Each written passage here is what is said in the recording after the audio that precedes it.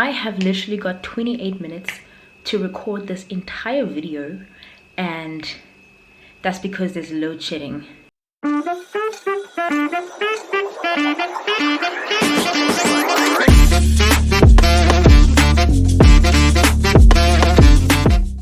Hi guys, welcome back to my YouTube channel. If you are new, welcome, and if you are a returning subscriber, welcome back. Not after a long time though, because I did upload not too recently, but recently, last year actually. So this is technically my first video of 2023. Welcome back to my YouTube channel. If you are new, welcome, and if you are a returning subscriber, welcome back. So it is January, December's over, and you are going back to school. But you're not going back to high school anymore. You are going to university, to tertiary, to get your tertiary education and get that degree. Crazy, right? But it's a really cool, crazy, hectic, and overall fun journey. And I'm here to tell you how you can basically survive your time in university. More specifically, how you can navigate your first year, because I just completed my degree, so yeah. I think this is going to be a really good way of me kind of just explaining my experience, but also taking some advice, giving you some advice on things that I have learned as well during my university life. And let me tell you something, it was crazy. It was a little bit hectic. I sort of had one, but I sort of didn't because of COVID, so there's also that. I'm going to talk a lot about my experiences pertaining to like Rhodes University, because that's where I went to university. But I think a lot of the things I'm going to say apply to a lot of universities in South Africa. So this is my South African university experience, and I hope this advice helps you. And this is definitely something that I would have wanted to know when I got into university. And let's just get into it.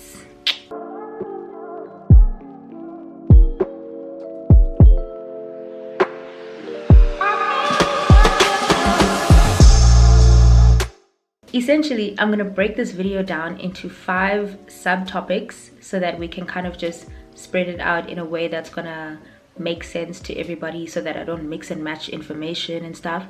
A lot of this information also came from some of my followers and some of my friends who also went to Rhodes University and just university in general. And yeah, so the first thing we're going to unpack in this video, which is the most important part and basically the reason why you're going to university, your academics.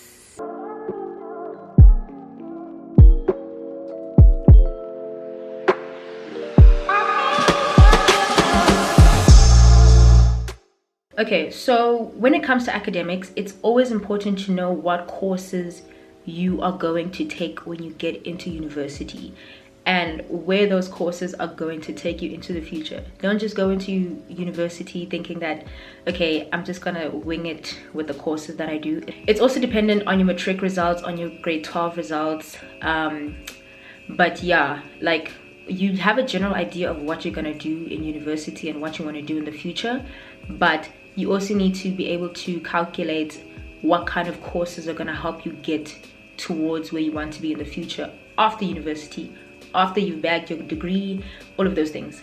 How you can do that is by doing a lot of research. What kind of courses do the universities that you're interested in offer? How are they going to help you? How are they going to grow your skills? How are you going to build your skills, etc.? You need to have serious intentions about your university experience, and it saves you from a lot of unwanted trauma. So this was advice that was given by one of my followers. They basically mentioned that you need to have serious intention about what it is you're going to be doing in university and how you want to experience your university life. It definitely saves you from a lot of unwanted trauma, so have intention. So your academics must be your #1 bag.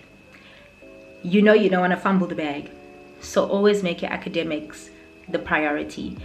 Securing your academics is very important, and also just balancing your lifestyle is important as well. It's always about focus, discipline, hard work, all of those things, but we're going to unpack them just now. A lot of people have different ideas on this, right? But one of my friends said that university is almost like high school. This is like in terms of the mentality that you should have.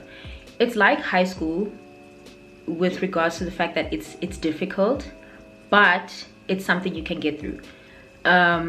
You know how in high school they always tell you that, listen, grade 11 is difficult, grade 12 is difficult, grade 9 is your most hardest year, grade 11 is your hardest year, etc, etc. Yeah, that's what they're talking about when they say that it's difficult. In terms of the level of difficulty, it's definitely harder than high school, but I mean, yeah, I guess it's the mentality that you should have around navigating university, is that it's going to be difficult, but it's not something you can't manage. And even if you can't, it's always important to get help and to look for help in your university spaces. I'm gonna make another video on that though, so don't go too far. Don't give into the pressure of the academic stress at university. It's all about time management, it's all about discipline, it's all about how you want to navigate your academic time, your academic space, and it's all dependent on you. It's all up to you. Particularly at Rhodes, there are 6 faculties. There's humanities, commerce, education, law, pharmacy, science.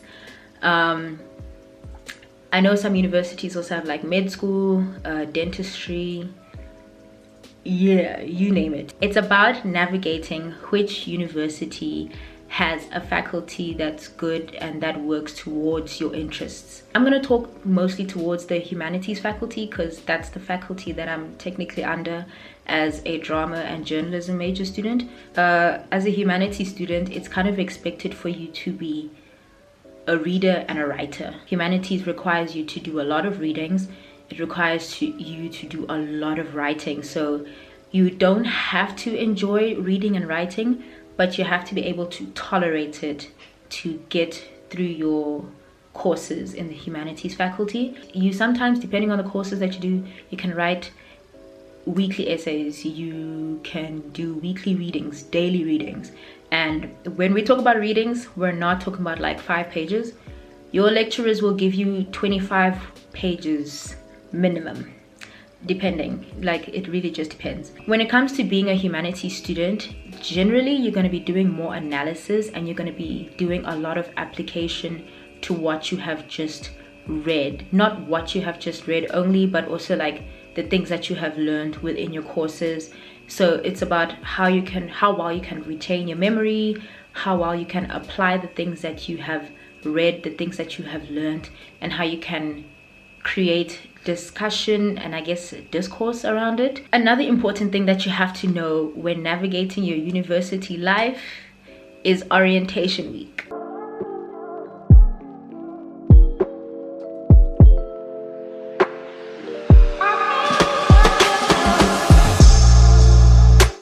So orientation week also falls under the academics kind of topic that we're on, but orientation week, O week, I don't know what other universities call it, but orientation week is the most important time of your first year.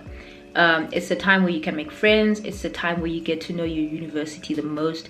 It's the time where you learn about your university the most. As much as like you're leaving a high school space and you're becoming independent adults, young adults, and you're just like, ah, yes, I can live my best life now. Nobody's going to keep me in shackles and whatnot. It's important for you to actually attend those orientation talks and all those things that you need to know in orientation week. It's the most important time of your first semester as well, because it helps you understand how your campus looks like. You don't want to be showing up late to classes because some lecturers are not so lenient and they will literally lock you out. Maybe not in the first week, but second week they're like, dude, you should have known when your classes are now. So use that orientation time to get to know your university and get to know how you can navigate your academic space, and also just get to know people in general. Don't choose your friends in a week.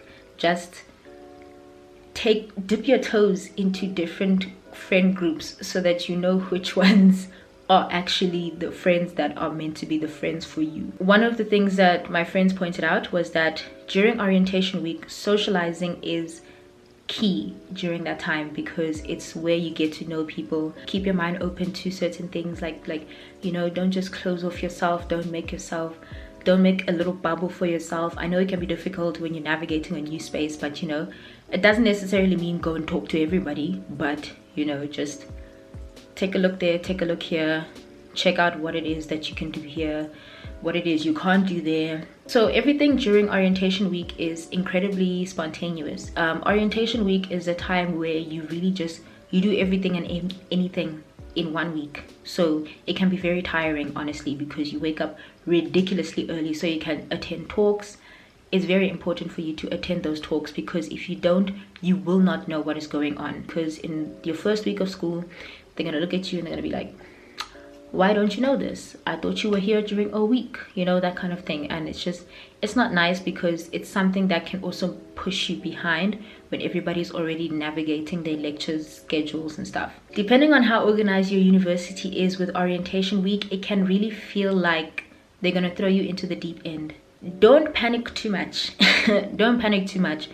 Just take it slow, navigate it slow. Even though orientation week is not a very slow time of the year, it's probably the fastest time of the year because everything is happening all at once. Take time at the end of each day during orientation week to reflect on what you've learned and what you want to know the next day, so that you can look for those things the following day. And overall, when it comes to academics, make your academics your top priority, which brings us to the next subject, class planning.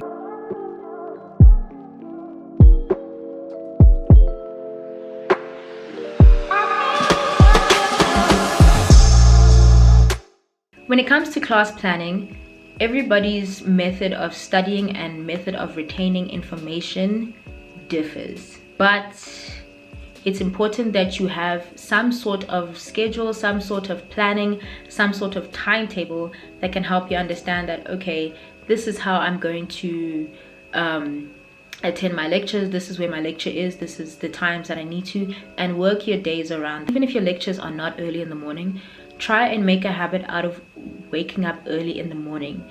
A lot of the times I find that when I wake up early in the morning, I can get more prep done, I can get more studying done, I can get more done in the morning before my lectures. Staying organized is very important, but I like organization, like having good organization skills is important in navigating university life. Only get textbooks if it's absolutely necessary for the course. I found a lot of the times that I guess this was like just in a COVID situation, but I found that a lot of the times the textbooks that we were using during COVID were not really needed because our lecturers never referred to them. So you kind of just had like 3,000 Rand go down the drain because you bought a second-hand textbook and your lecturer never used it. When it comes to class planning and just your overall class time, attend all your lectures. Some universities, I think all of them actually, have this rule that you need to at least attend 80% of your lectures because they go towards your DP. So if you don't go to your lectures, you will not get your degree because you will not be able to write your exams. Even if your lecturers don't take register, it's important for you to go to class. And don't just go to class so that you can show face and that you can mark off that you took register. No, go to class and actually make notes, because when you do that, you make your study time towards exam time easier for yourself. I know there are times where like I just don't even feel like taking notes in class, but I will show face, and then 2 weeks later I'm trying to recall the information from that class that I wasn't interested 2 weeks ago, and I realized that I was subconsciously paying attention even though I didn't take notes. And yeah, I know it can be difficult when your lecturers are not interesting or have very monotone tones, but it's important that you attend your lectures for your own sake. Take something with you that's going to make attending your lectures easy and make attending your lectures fun. I use the Notion app to help me design my schedules, design my class notes and all of those kinds of things. It helps me keep all my notes and everything in one space, which moves us to dorm life.